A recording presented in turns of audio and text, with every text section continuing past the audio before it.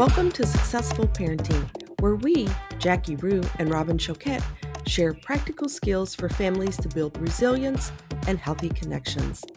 As practicing professionals and parents ourselves, we hope this podcast is a resource for parents to grow, reflect, and learn more about themselves and their children. Our approach is simple, tangible, and most importantly, we lead with compassion for the integrity of the families we serve. This podcast should not be taken as medical advice and is intended for informational purposes only. We love our work, and we can't wait to watch families gain confidence and open themselves up to new ways of successful parenting. Good afternoon, Robin. How are you doing today? I am good, Jackie. How are you today? Good. It's slowly, the days are getting a little bit, longer and brighter. So that's always a good thing. And overall, the weather in Chicago has not been too bad thus far. So hoping it continues. Yeah, it has been a nice winter. So loving that. And as you said, I was out about 5 o'clock and recognized we still have light, and it felt so good.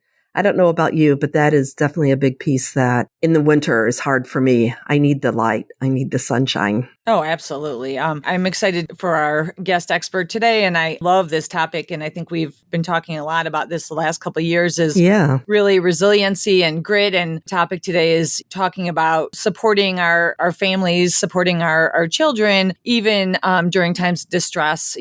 We have many kiddos that have gone through traumatic experiences, and families are always wanting to know, how do we help our children build resilience and heal? And I love our guest expert today. I've worked with her a lot over the years. She's an expert in family.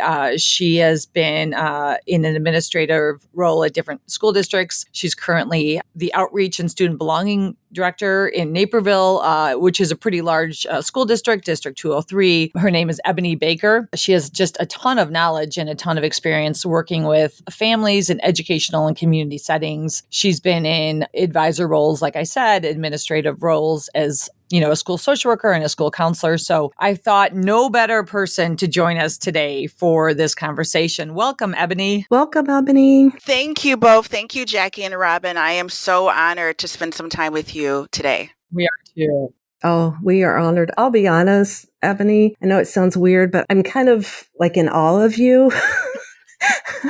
I do a lot of the social media stuff, and I'm always like, ooh, what's Ebony doing? Ooh, oh, that sounds so cool. So I feel just so honored to have you here and can have a conversation with you. So thank you. You're welcome, Robin. And I have to share, I also follow Successful Parenting on Twitter, and I love to retweet the awesome resources that you give parents. So it is definitely a wonderful networking tool for parents and for, adults in the field to kind of come together. So thank you for that. Oh, thank you. Just to start off, Ebony, I know you work a lot with schools and families and communities. What can a school team do to partner with a family going through a traumatic experience? Or what can a family do to partner with their school? That's a great question, Jackie. And I think the first and most important thing is identifying who the team is that supports your student within whatever building or level or age your student is, whether it's early childhood, elementary, middle school, junior high, or high school. Every building has designated social workers, school psychologists, and counselors who can be the go-to person for sharing resources, if not bringing the parent in, a regular phone call check-in, to just say, hey, I'm the person that's with your student during the school day and to support you and your family through trauma. And I think the first thing I always say to parents is there's trauma. It's a pervasive problem that can occur at any age and impact any age, right? And I just think about the types of trauma that school teams support. And it's really, it's broad, but it's 7 key areas that I wanted to start off saying because it'll kind of be embedded in our conversation. A school team looks at trauma from the abuse side. If a student has some emotional, sexual, or physical abuse that has happened in the past, any sort of neglect that has occurred unexpectedly, if a parent or if the student has dealt with some mental health or substance concerns, the team, is definitely on board with that. Poverty happens, right? We saw that during COVID, and unfortunately, the last 2 of discrimination or some even perceived violence in a community and or terrorism that is happening around the world, those things are all traumatic to a student and family of any age. And it's so important for families to know who can they go to if it's impacting their student academically or within the school setting. So these 7 that, okay, abuse, neglect, mental health. Wait, I've only got 6. Did I skip one? No, it could have been me. So I'll go over them again. Yep, you're right. Okay. The abuse side, whether it's physical, sexual, or emotional. Any sort of neglect, meaning a change in home setting, and that child is no longer staying with a particular parent and or guardian, or something traumatic happened in that way. If a child is living with a family member who has a mental health or substance abuse issue, and that's impacting their functioning in home or school setting. What about loss or grief? I think I missed that one, Robin. Okay. Yep. That's the one I was missing. Loss. Sudden or unexplained loss or grief. And then I covered some of the common ones: poverty or significant change in financial situations. And then the discrimination piece, or seeing or viewing violence in their community, or seeing or hearing about terrorism that's impacting them personally or culturally. Well, and I'm glad that you started with that list too. And I know, Ebony, you and I have talked at length about this, and every child is going to experience trauma or even, react to it differently in terms of, situations that may arise, and you won't see, and you can't necessarily automatically tell if a child has undergone a situation that's traumatic. And so, when we talk about what would be traumatic for a child, it's going to be based on how the child interprets the event, how the child reacts to the event, as well as their level of resilience and the supports that child has. And so I think it is so key that those supports are in place. I think that's huge. I agree, Jackie. And I think the more protective factors, yes, the more parents have, the community and the school team supporting, especially the teachers that are going to be interacting. How you interact with the student is so important when they have trauma, right? Making them feel safe and supported, and giving the parents kind of that, also the safety to know that it's okay to be vulnerable, and to know that, we want to partner around supporting any student through trauma at any point, because to your point, all of us may respond differently and at different points after experiences have occurred. Well, and it can even be, I know when I was early on in my career, I thought trauma meant, somebody was assaulted, or somebody was in war, and that was trauma. But trauma can be, when we look at, the research now, it talks about kind of the impact it's had on the child. It could even be, excessive bullying, at school, or, so there are a lot of different things. So it's really based on how the child reacts. Agreed. Yeah. So, Ebony, what are some of the common traumatic events that you see elementary, junior high, high school students are experiencing? I think that's a great question, and it really varies year to year. Oh, okay. Coming off of COVID, students not having access to a traditional school day or resources, some of what Jackie just said, like, how am I now interacting coming back to school when things have changed within my home? A lot of students lost unexpectedly loved ones. Some students experienced a change in home environment because parents lost jobs. And then additionally, definitely interactions negatively with peers and or family members. That abuse side, verbal or physical, will impact how a student wants to engage with other people. Interesting to me, because no matter the level in which I support, and I've alluded to early childhood all the way through high school, it really depends on the observation, I would say, of the team to kind of pick up on some of the symptoms, or I would say the outward or internal things that students say or do, external or internal things that students, may be experiencing, to know how they should work with the student and the family to support them when there's trauma. And I love how you talk about it and what you do for your school community. And there are so many different examples. We don't always know exactly what families are dealing with. So often when we see a child really struggling with like emotional regulation and just really overt behaviors, can't say with absolute fact that there's been a traumatic situation, but we can start to look at, how do we co-regulate with this child, and how do we help this child start to heal from whatever is going on? You bring up such a good point, and I want to give an example from this week when you mentioned co-regulate. I was at the elementary level in one of our buildings this week, and a student that has experienced some trauma was totally needing time away from a typical classroom setting. So they have built-in breaks. We call them movement breaks. And I overheard the principal saying, to the student, what do you need from me? Or how can I help you? And the look on the student's face and watching them kind of stop and breathe. Wow. And just to be acknowledged, not that I'm in trouble. Yeah. You see me. You see that there's something about me that's different. You can tell from my affect and just knowing the student from working with them that something was going on and they needed a moment. But to have a staff member stop and pause and just ask a simple question that was so powerful for me to observe, what do you need from me and how can I help? This was a third grader. Wow. That's a question that could be used at any level. And while I don't feel the third grader necessarily had a profound answer, the response was, I know you care about me. Mm-hmm. Yeah. Yeah. So I was just thinking, Ebony, I didn't mean to cut you off there, but you see me, you hear me, and you're getting it. You may not understand, but those factors are happening.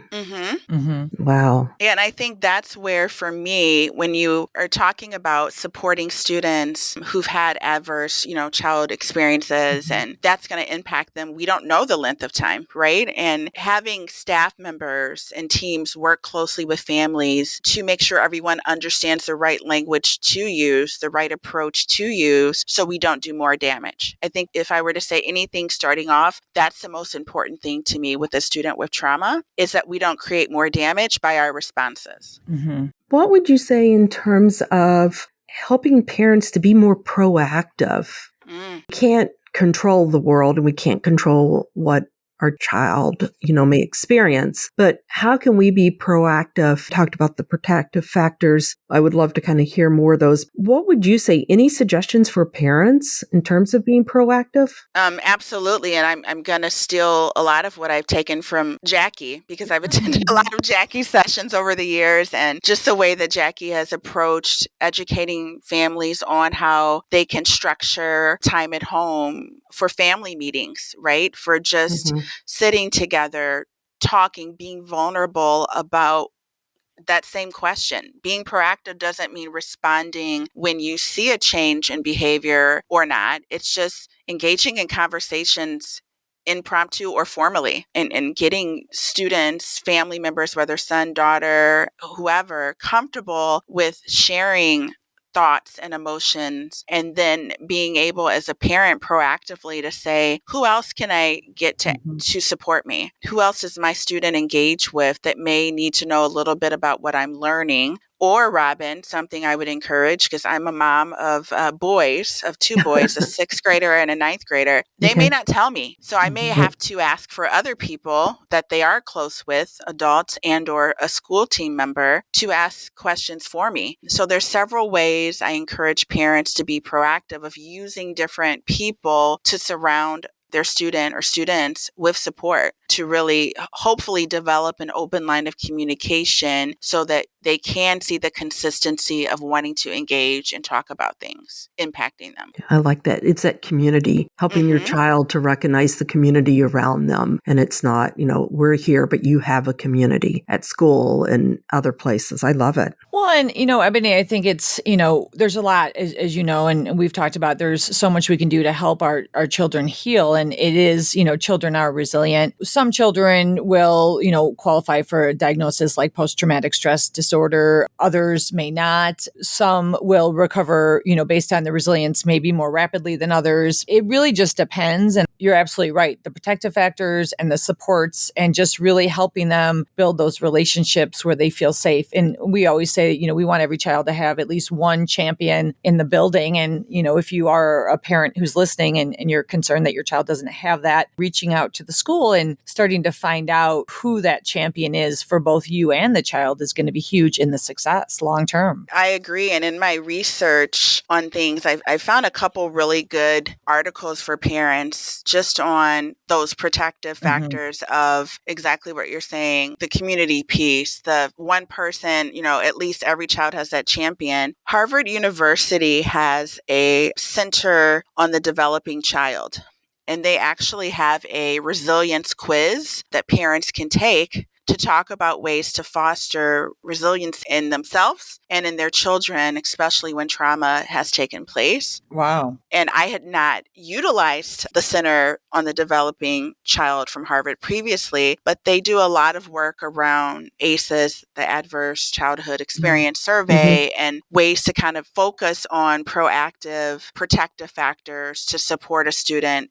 at any age. And I just think it's so critical with the conversation we're having that there's a lot of information online, right? Right. But really honing in and being specific on what can I do or what should I be doing immediately to help build resiliency or protective factors probably would be a priority for me when a student is, experiencing any sort of past trauma or current trauma. We'll make sure we will include that link in our description so our listeners can definitely go out and get that. I think that's a great resource for our listeners. So as we're talking and thinking about, experiences and trauma, what do we see in terms of some signs often when a child has experienced some emotional trauma? What would you typically see, Ebony? Robin, that's a good question. And I would say it varies by level. For some of the elementary, early childhood students, we're going to see more external behaviors because the development of language of being able to discuss feelings and emotions may not be as high as a junior high or high school student to say, I am feeling this way or this hurt me.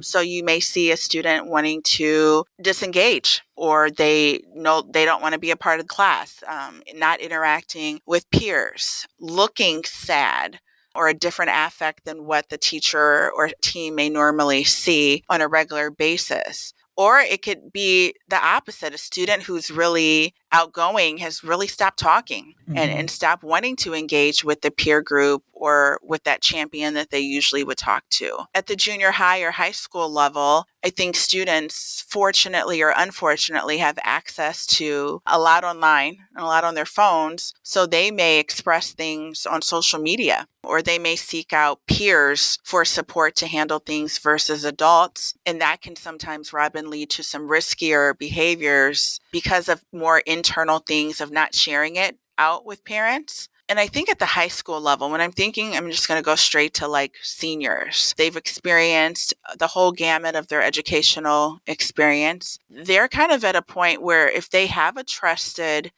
adult, or they have a protective factor of a relationship with community and home and school, they're comfortable sharing, I'm struggling with this, or I'm open to getting help. This is what I need. And they have the language, or they've been exposed to the social emotional learning curriculum throughout their time in schools to know the right words to say, or they can access some supports on their own. So that's a great question that I could literally dive into level by level, but I think it looks different at every level. Yeah. Well, and I know you've talked, Ebony, about the adverse childhood reactions, and I know many families or parents may not know what that is. Can you just say a couple sentences about that? And also maybe just even touch on many of our parents have had their own traumatic childhood experiences, and we know that can often be triggering while we're parenting, especially if our trauma happened at the age that our child's at now. You bring up such a good point, and I appreciate us going back and kind of spending a moment to define ACEs. So ACEs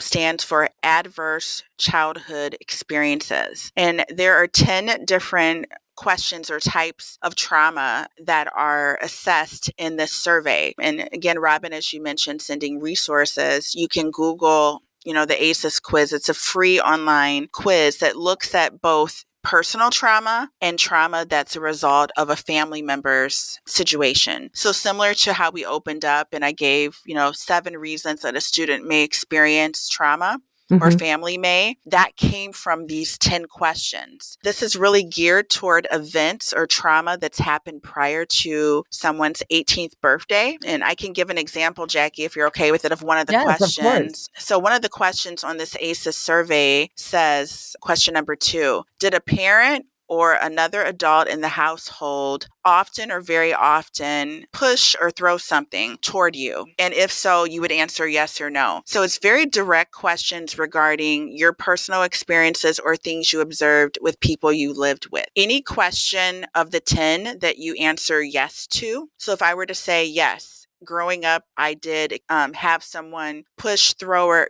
hit me, that meant my score, I would already have a score of 1. The higher your ACEs score is out of 10, the more you're at risk for having additional need for support, because your score is representing that you've experienced a lot of trauma prior to the age of 18 that could impact you. And there's been a lot of research that I've seen, Jackie and Robin, around conditions that if it goes untouched, there's all sorts of health implications, mental health implications, substance implications, because no one ever asks those questions to know the why behind some of the stressors that this person is carrying. Right. Just because a parent's had trauma doesn't mean that they're not a healthy, good parent. And we often talk about that, being in touch with kind of your own emotions. And even, and we talk about this in our parenting book, in chapter 1 is looking at your past and your history with your family and your parents. And if there was trauma, are you kind of doing some of that work? Because if you're not, and it goes unresolved and you're not in the healing process and you've just kind of detached, that's going to impact your parenting, right? And so, when we talk about that score and how it impacts the parenting. I appreciate you saying that, because I would go to the protective factor side.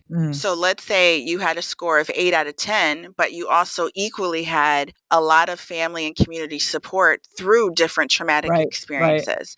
Right. Then you are able to say, yes, these are events that happened to me, but it is not impacting how I'm raising my child. It's something I want to be aware of, knowing that I needed and benefited from that support. It definitely is something that a lot of people don't think about unless you were to, look at the survey, because you may have had support in place and it wasn't something that negatively impacted you. I was working with one young lady, and that was the one thing they kept saying: with everything that happened in my life, I can't be okay. And I kept saying, but you are okay. And one of the things we did was we really started pulling things apart, and we found some of those protective factors throughout her life. And how can you experience all of this and still you were okay and you're doing well? It really helped her to start to look at it differently, not of I have to be damaged, but oh my gosh, there are some things that really has helped me and why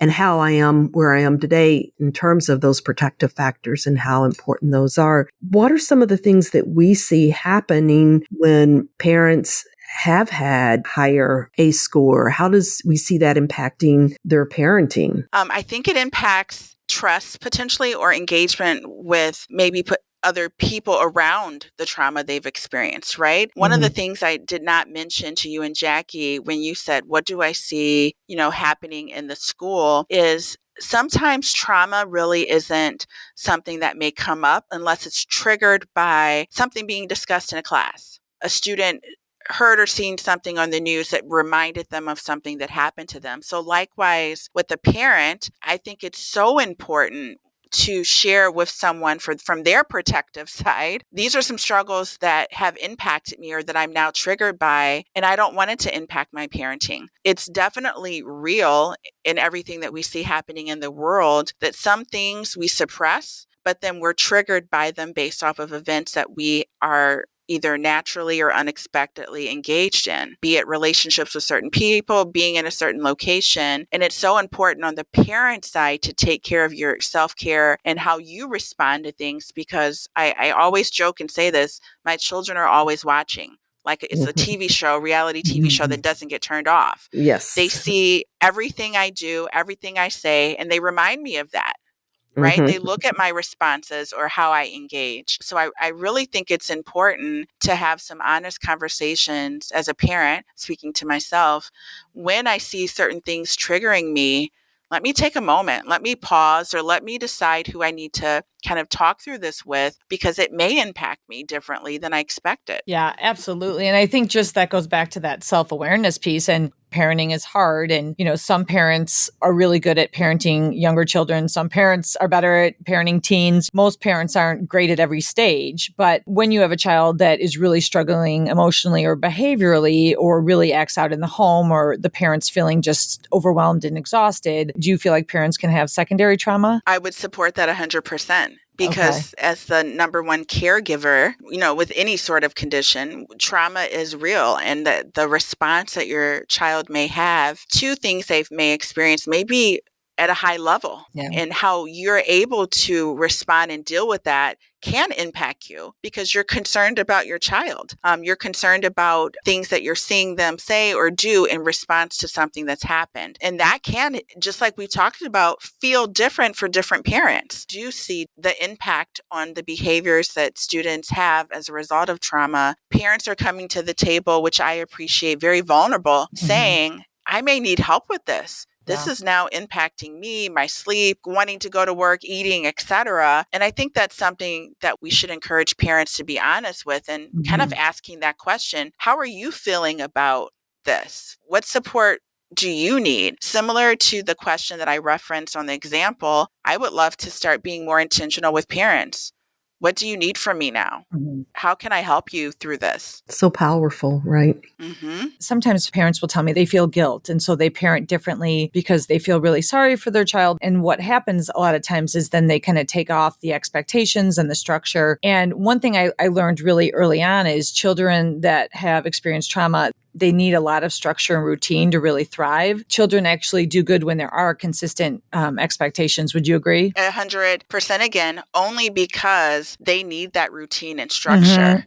And they're looking for it because things have already shifted for them. Right. If we then go too loose, then that throws everything off when I think they benefit from the more structure and routine. I'm not saying the same day or the same week something has occurred, but I think when we pull so far back that it's too lenient, they may not give the responses we're looking for because that's not what they need. So I do feel it's very critical to try to hold to as much of the structure and consistency that was previously in place and kind of monitor that. What can I make small tweaks on, but not dramatically, as you're saying, which I've seen because we're all empathetic and sympathetic to things that are happening, totally kind of let go. Yeah, so true. You know, I love the things that you have pointed out. I think they're super helpful. Well, I appreciate having this conversation because it reminds me, and again, I'm going to go back to, I'm sure you said this in one of your programs I've attended, Jackie and Robin, about practicing the pause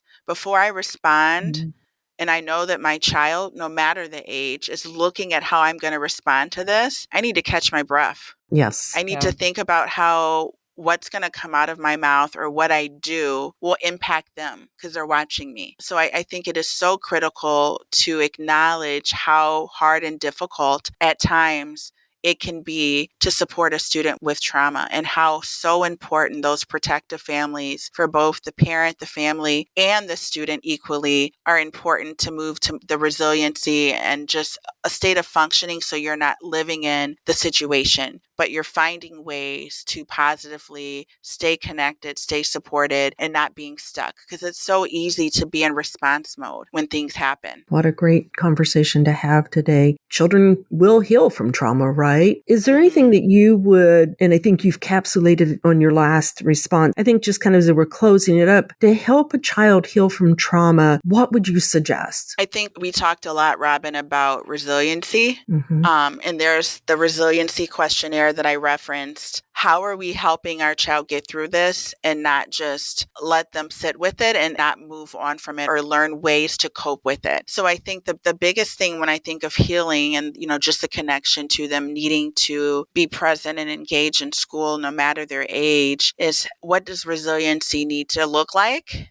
And what are ways that parents can partner with their school team, with their community to ensure they have supports in place to have positive experiences moving forward? We can't control, as we discussed, when trauma happens or what trauma looks like.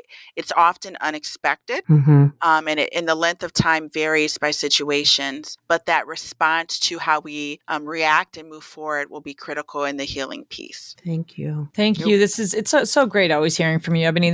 I think this was a great conversation. Well, likewise, I am so honored to be invited back from the last time we were together, and I am definitely going to be checking online on the resources that you share out so I can make sure I share it with our families here in 203. Thank you. So, Ebony, I have 3 questions for you. Jackie loves these.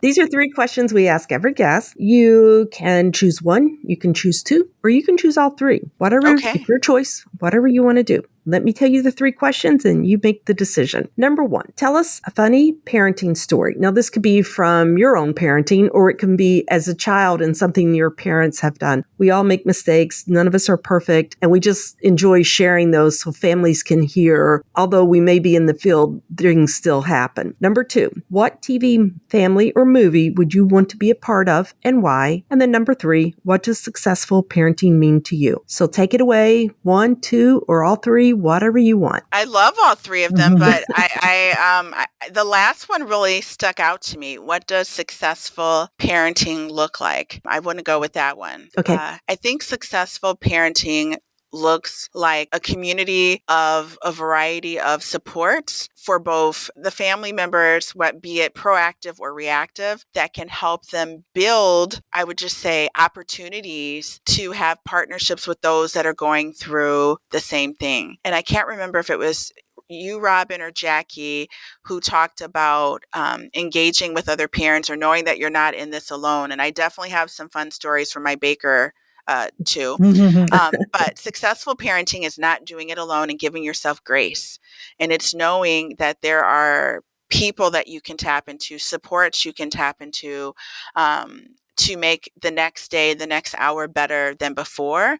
And just the grace piece of nothing will ever go perfect and we can't control the unexpected, but being successful means that you're willing to accept help and you're willing to be vulnerable as a parent. I love it. I love that too, Ebony. And I think everyone struggles. I think social media makes it look like everybody's having a great old time. And, and the truth is, I mean, when parents start to realize they're not alone, everyone makes mistakes. As parents, as children, we heal, and there is more power in healing together. And so I think this conversation has been helpful, and I hope our listeners think so too. Yes, I am sure they will. Well, thank you, Ebony, and thank you, listeners, for taking your time out today to listen to us. And hopefully this is going to be something you can take and please share with others. Thank you. Bye. Have a great day, everyone. Bye, Jackie. Bye.